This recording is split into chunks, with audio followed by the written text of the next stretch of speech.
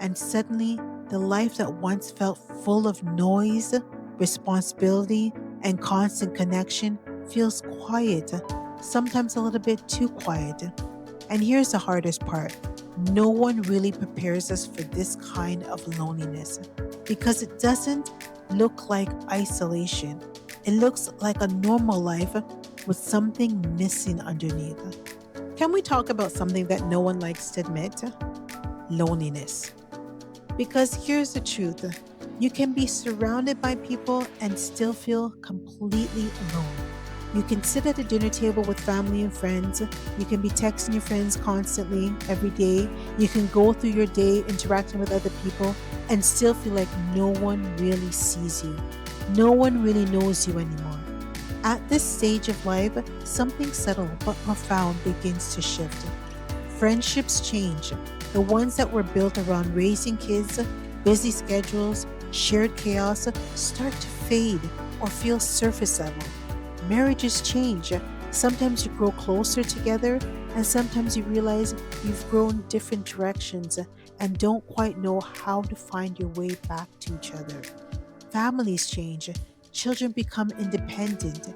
Parents may need care now, or maybe they're no longer here. And suddenly, the life that once felt full of noise, responsibility, and constant connection feels quiet, sometimes a little bit too quiet. And here's the hardest part: no one really prepares you for this kind of loneliness because it doesn't look like isolation. It looks like a normal life with something missing underneath. So you start wondering, why do I feel this way? What's happening? Shouldn't I be grateful? What's wrong with me? These questions are normal to be asking, but there's nothing wrong with you. You're experiencing a loss of connection at a deeper level, and that's something humans are wired to need. And yet we don't talk about it, needing that connection, because loneliness carries shame. It makes us feel like we failed socially or emotionally, or somehow we ended up on the other side. So we quietly sit there and we keep on showing up, we keep on smiling, and we keep on telling ourselves that this is just how life is supposed to be now. But it doesn't have to stay that way, not at all.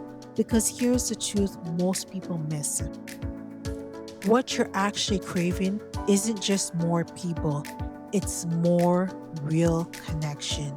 You don't need a bigger circle. No, you need a more honest one. You need spaces where you don't have to pretend you're fine. You don't have to shrink parts of yourself. You can talk about what's actually on your mind. This is the type of connection, this is the type of circle you need now in your life. You need to feel seen again. You need to feel heard again. You need to feel understood again. So, how do you begin to make this shift in your life? You don't have to do it all at once. It doesn't have to be perfect, but it needs to be intentionally. So, let's start by one. Start by telling yourself the truth, even if it's just a little. You don't have to pour your heart out to everyone. Try by softly saying to someone, having that conversation, by saying, I've been feeling a bit disconnected lately, or tell them, I miss having the deeper conversations. You'd be surprised how often that opens up a door of helping you by just talking about that, or by just going to somebody and letting them know this is how you're feeling now and this is what you'd like to have start happening. You'll be surprised at how things will change and how this will help you get connected and start having those deeper conversations that is needed right now in your life. Two, stop waiting for others to go first. Many women around you feel the same way you're feeling right now. They feel that loneliness, but they don't know how to go about reconnecting with others.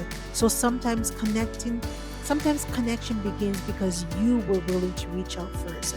So instead of waiting for somebody to reach out to you, be that person. Be that person to go out there first and approach somebody you trust and ask them or talk to them and let them know this is what you're feeling, and start making those connections, that real deeper connection with others. Three, create instead of waiting.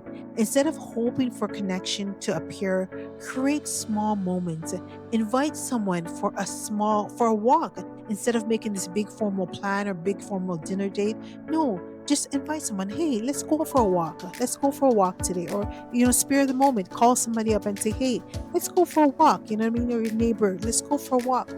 Suggest real conversations instead of small talk. Join spaces where growth and honesty are the focus. Connection grows where intention exists. 4. Let go of relationships that no longer fit. Very important. I know this can be easier said than done, but sometimes connections were meant for a season. Not everything's meant to last forever. Making space for new aligned relationships can feel uncomfortable, but it's necessary. 5. Reconnect with yourself as well. Loneliness isn't only about others. Sometimes it's also about losing touch with who you are now. What do you enjoy now? What matters to you now? What kind of conversations do you want to have now?